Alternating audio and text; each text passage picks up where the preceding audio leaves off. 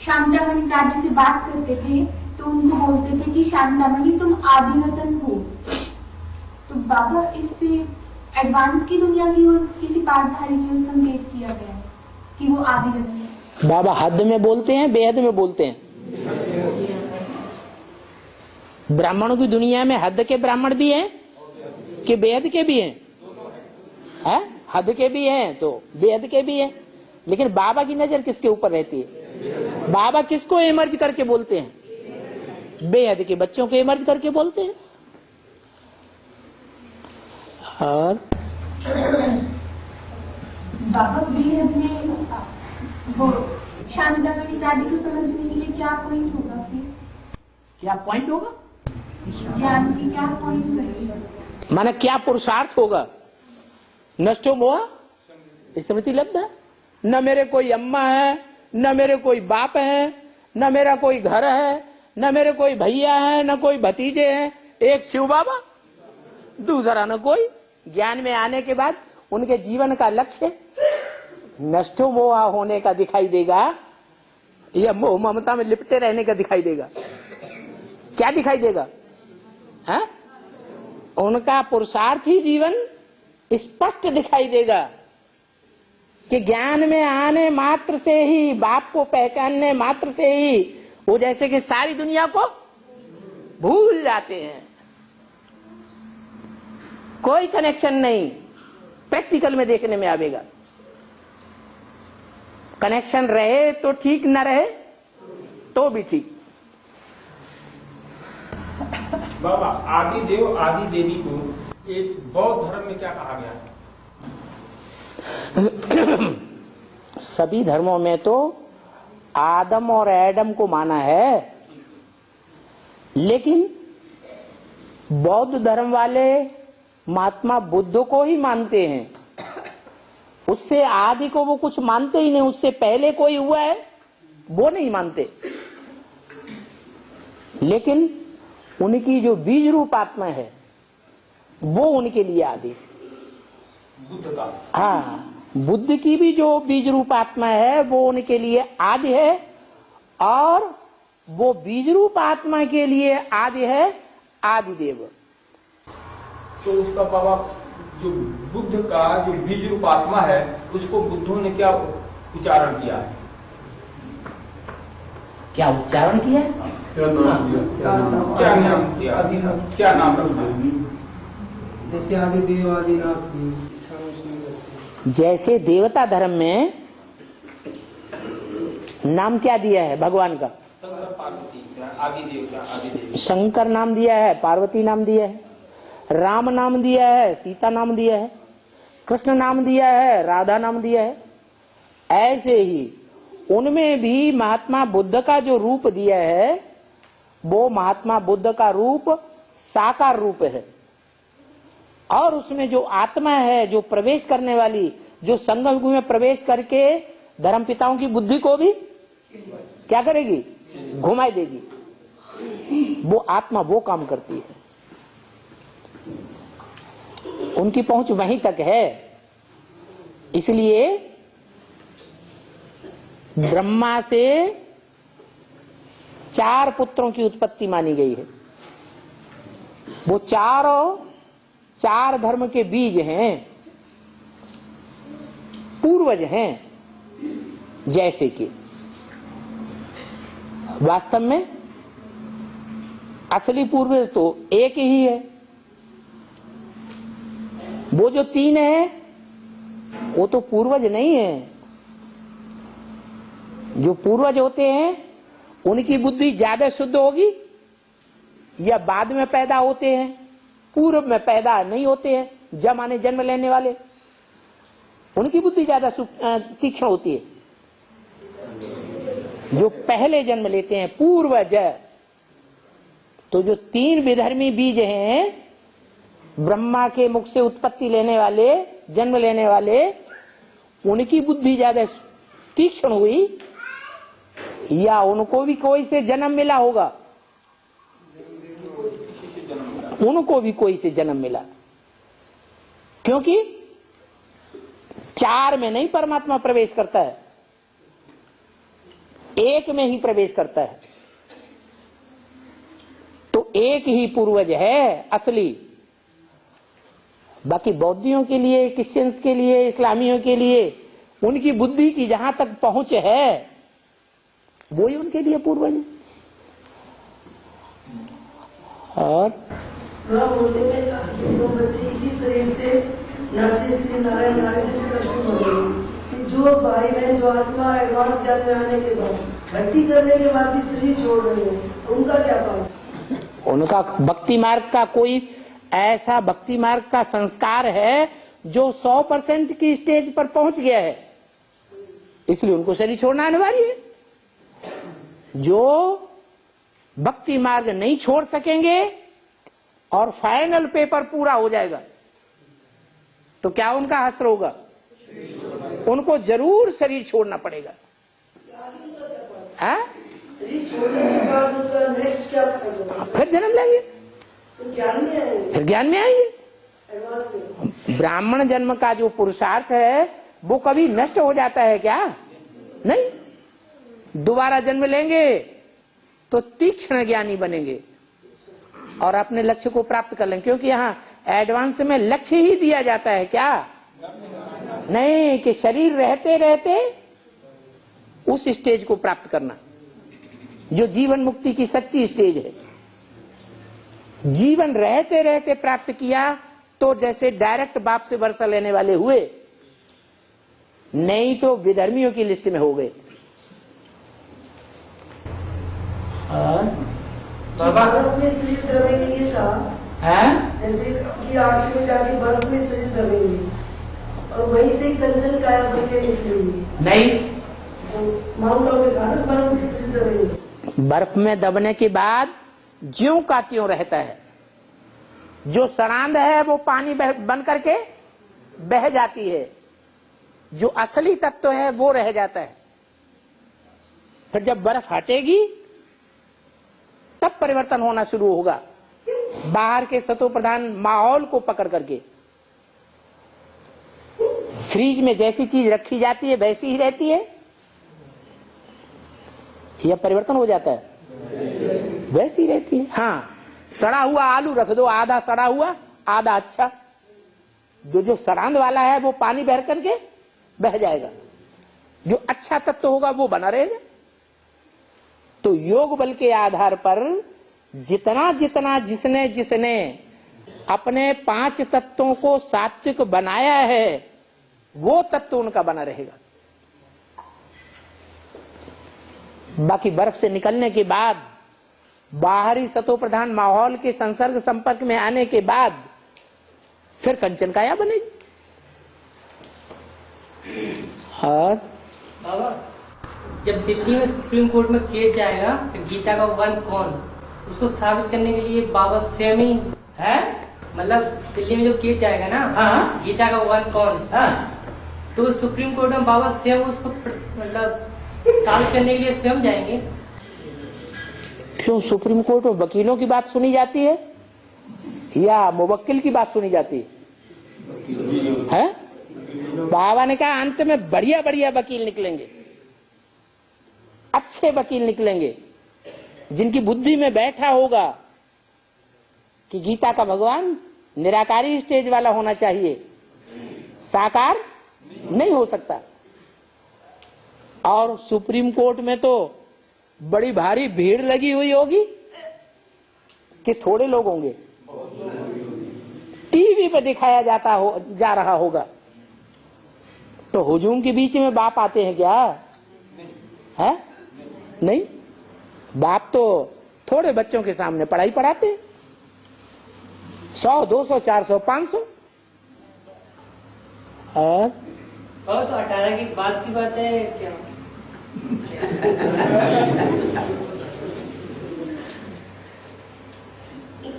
Clear होगा तभी बात। जो ज्ञान का मुख्य पॉइंट है, जिसके आधार पर सारा अज्ञान फैला हुआ है, वो है कौन सा?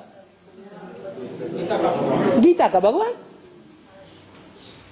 वो सर्वव्यापी है या एक व्यापी है? जो एक व्यापी है वही गीता का भगवान है। तो कब प्रत्यक्ष होगा वो? 18 से पहले। संसार के सामने जिनके सामने प्रत्यक्ष होगा सबके मुख से निकलेगा हमारा बाप आ गया, सबका बाप आ गया। सिर्फ देवात्माओं का ही नहीं, सब धर्म वालों का बाप आ गया, सबकी बुद्धि में बैठेगा, सब सच्चाई को स्वीकार करेंगे, बाकी नंबरवार स्वीकार करेंगे। और बाबा सुखमनी साहब में ना शुरू में 4 शब्द आते हैं। सुखमनी साहब में शुरू में 4 शब्द आते हैं। आद गुरे नमो, आद गुरे नमो, जुगाद गुरे नमो, सतगुरे नमो और श्री गुरुदेव नमो। ये कौन कौन से गुरु जिनको नमो? सुखमनी में पहला मुख्य लक्ष्य क्या है? मन को क्या हो? सुख हो। तो मन को सुख देने वाला है कौन? बाकी तो सब दुनिया में क्या है? दुख देने वाले हैं। उस एक के लिए 4 और शब्द बोले गए हैं। और है जो वकील मतलब साबित करेगा है मैंने जो वकील साबित करेगा ना गीता का वन कौन है, तो बाबा की बच्चा होगा। अच्छा बच्चा होगा। नहीं मतलब ज्ञान होगा तभी तो, मतलब ज्ञान बुद्धि में ज्ञान होगा तभी तो बता सकता ना। माने रावण का बच्चा भगवान को प्रत्यक्ष करेगा? जो बाबा का बच्चा होगा वही भगवान बाप को प्रत्यक्ष करेगा। बाबा ये भाई का कहने का मतलब बाबा का ही बच्चा वो ला करके क्या वहाँ खड़ा होगा? हाँ जैसे मन जैसे ज्ञान में जैसे चल रहा है। हाँ चल रहा है, नहीं लास्ट में आने वाले फास्ट चले जाएंगे। जो पहले पहले आने वालों ने जो काम नहीं करके दिखाया वो लास्ट में आने वाले काम करके दिखाएंगे। तो इनके कहने का मतलब कि ज्ञान भी है और लाभ भी कर लिया है।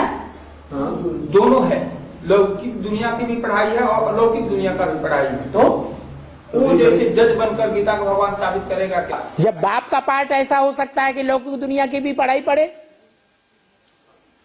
और अलौकिक दुनिया की भी पढ़ाई पढ़े, तो बच्चे नहीं हो सकते? हाँ बाबा जो साबित करेगा वो बच्चा होगा या बच्ची होगी? ये बड़ी समस्या है। क्या हमें किस रूप में देखना चाहते हैं? बच्ची होगी कि बच्चा होगा? हमारे लिए खास समस्या है। हाँ? अब आप जिस रूप में देखना चाहते हो। हाँ और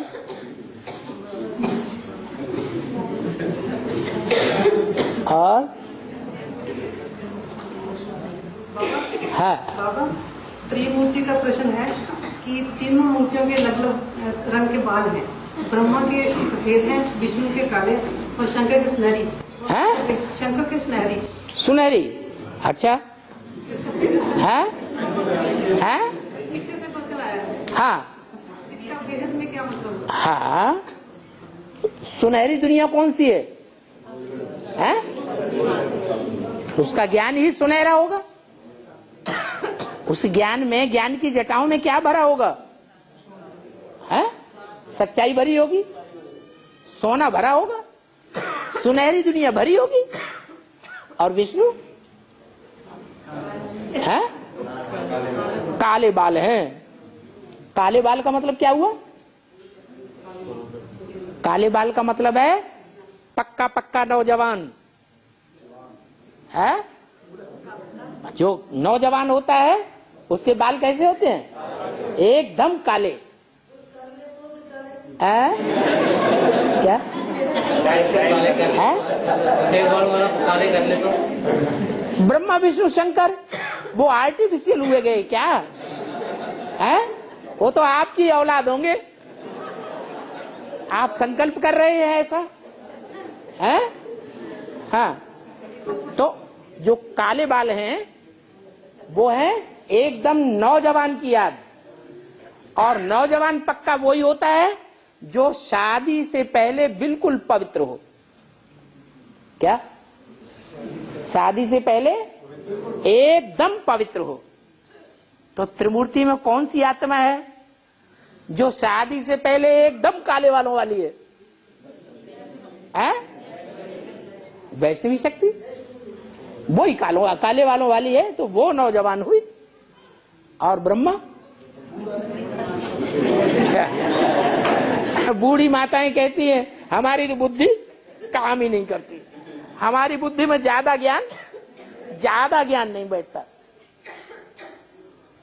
बस मैं आत्मा, मेरा बाप आत्मा। ज्यादा डिटेल में हमें जाने की दरकार नहीं। तो बाबा कहते अच्छा तुम शिव बाबा को याद करो, इतना ही काफी है। और एक प्रश्न और है। हाँ। गीता के स्वयंवर में परशुराम को बहुत क्रोधित दिखाया। हाँ। क्यों? राम के स्वयंवर में, हाँ सीता के स्वयंवर में परशुराम को बहुत क्रोधी दिखाया। परशुराम 16 कला संपूर्ण थे या 16 के चौथाई संपूर्ण थे? हैं? चौथाई संपूर्ण थे। तो जो 4 हैं, ब्रह्मा के 4 बीज रूप वत्स, उनमें ज्यादा तमो प्रधान कौन सा हुआ है? ज्यादा तमो प्रधान कौन हुआ? किश्यन के जो बीज है वो ही ज्यादा तमो प्रधान हुआ। वो जो तामसी वृत्ति है वो क्रोध की वृत्ति है। किसका नाश करता है? बुद्धि का नाश नहीं। परशुराम किसका नाश करता है? क्षत्रियों का नाश करता है, राजाओं का नाश करता है। राजा का नाश करने वाला है परशुराम। और शिव बाबा क्या करते हैं? बाबा तो राजा ही स्थापन करता है, क्षत्रियों को थमाए देता है। तो जो शिव बाबा जिसके द्वारा कार्य करता है वो शिव बाबा कहा जाता है। वो 16 कला संपूर्ण राजाई स्थापन करने वाला है। जो संसार से राजाई का नाश कर देता है वो कौन सा धर्म है? क्रिश्चियन धर्म में भी कौन सा हिस्सा? नास्तिक वर्ग। जो रशियंस हैं उन्होंने दुनिया से राजाओं का खात्मा कर दिया, कत्लेआम करवा दिया। आज सारी दुनिया में राजाएं खत्म हो गए। नेपाल में राजाई चल रही थी, वो भी खत्म हो गई।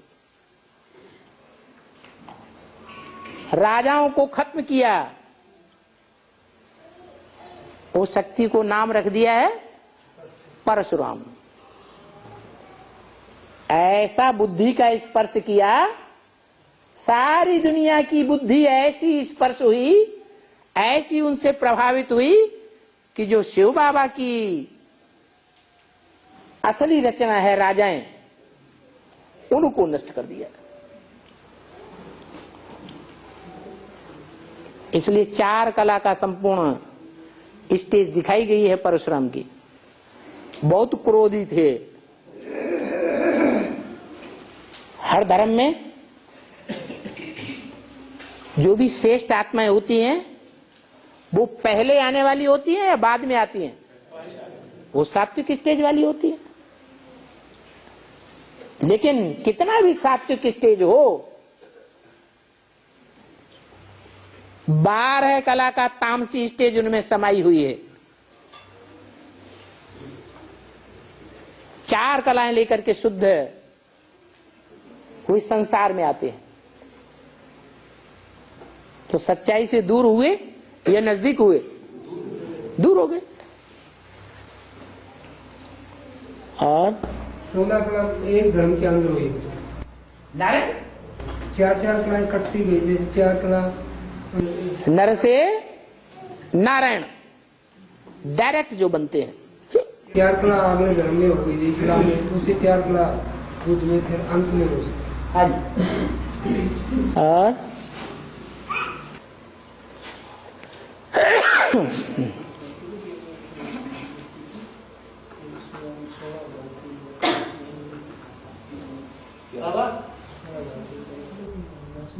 पावक में तुम करो निवासा।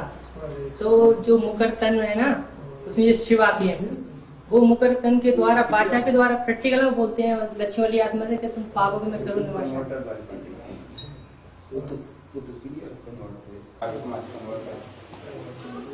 पावक कहते हैं अग्नि को, अर्थात योग अग्नि में निवास करो।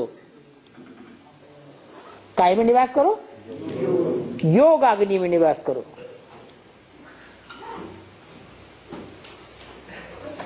तो किससे कहा? जो अव्वल नंबर सीता है उसको कहा गया योग अग्नि में निवास करो। वो अव्वल नंबर सीता राम के कनेक्शन में होगी जो कहेगा, या और धर्म वालों के कनेक्शन में होगी? हाँ? एडवांस पार्टी में जो अव्वल नंबर सीता होती है वो साकार कनेक्शन में होती है? होती है? आना क्यों नहीं करते? अभी नहीं है। वो बात ही उस समय की कर रहा है। वो प्रश्न है कि तुम पावक में करो निवासा, ये शिव बाबा ने डायरेक्ट सीता को कहा या किसी और ने कहा? लक्ष्मण ने कहा? डायरेक्ट शिव बाबा ने, राम ने सीता को कहा। कौन से सन से बाप का पार्ट शुरू होता है? तो 76 से साकार कनेक्शन में होती है? तो तुमने कैसे कह दिया? बाबा ये तो महावाक्य है। क्या महावाक्य? करो निवास। ये भक्ति मार्ग का महावाक्य है, और वो भी लक्ष्मण के द्वारा कहा हुआ है कि राम के द्वारा कहा हुआ है? पता नहीं तुम्हें। आप पता कर लो। हाँ, और नहीं माता जी। बाबा, जैसे जो राम वाली आत्मा है वो देवी देवता सनातन धर्म का बीज रूप आत्मा है, तो मुस्लिम में बाबा ऐसे बोलते हैं कि जो राम है उसका राज्य तो यानी सबसे पहला उसका फॉलोवर तो उसकी पत्नी स्वयं सीता ही बननी चाहिए। बिल्कुल। तो बाबा जैसे सत्ययुगी नारायण दूसरे नंबर से लेकर 8वें नंबर तक के नारायण है जो, वो द्वापर युग में अपने अपने धर्म स्थापित करने के लिए बनते हैं। हाँ। तो बाबा उनकी पहली फॉलोअर उनकी सत्ययुगी नारायणियां बनती है। पहली फॉलोअर सत्ययुगी नारायणियां बनती है क्या? सतयुग की नारायणियां? अरे नारायण की नारायणी होगी या बीज रूपात्मा की नारायणी होगी? है?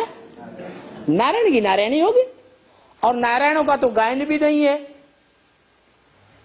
नारायणों का गायन देवताओं के रूप में है या ऋषियों मुनियों के रूप में है?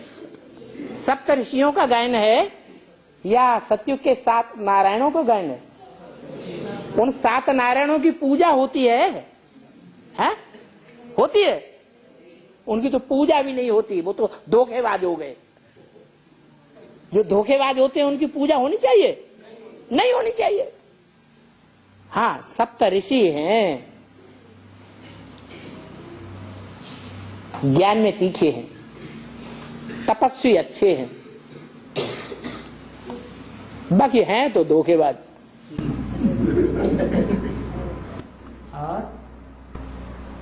नारायण जो है उन्हीं की सप्त ऋषियों के रूप में पूजा है। पूजा कहाँ होती है ऋषियों की? हाँ जी, हाँ, उनकी मंदिर बना के पूजा थोड़ी ही होती है। और बाबा जगन्नाथपुरी में 3 रथ निकलते हैं। जगन्नाथपुरी में 3 रथ होते हैं ना, वो निकलते हैं। तो पहले तो जगन्नाथ का, वो भी अष्टदेव का मड़का है। दूसरा कुबेर, वो भी अष्टदेव का। दूसरा कुबेर का रथ? हाँ ठीक है। और जो तीसरा जो निकलता है, वो भी अष्टदेव में। कहाँ है अष्टदेव में? काल भद्र है, वो बोलते हैं। और तीसरा एक रथ बलभद्र। हाँ, वो बलभद्र तीसरा मणका कहाँ है अष्टदेवों का? 3rd क्लास को कैसे तीसरा मणका कहेंगे? वो तो छत्र छाया मुआफिक काम करने वाला है ना।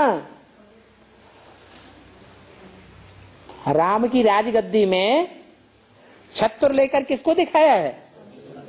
हाँ? लक्ष्मण को दिखाया है। लक्ष्मण वाली आत्मा कौन से धर्म का बीज है? बौद्ध धर्म का बीज है। और तो जो छत्र दिखाएगा, छत्र छाया में रखेगा, छाया में रखने की सेवा करेगा, वो दास दासी हुआ या राजा हुआ? तो दास दासी की लिस्ट में आ गया। अष्टदेव दास दासियों की लिस्ट में होंगे बस।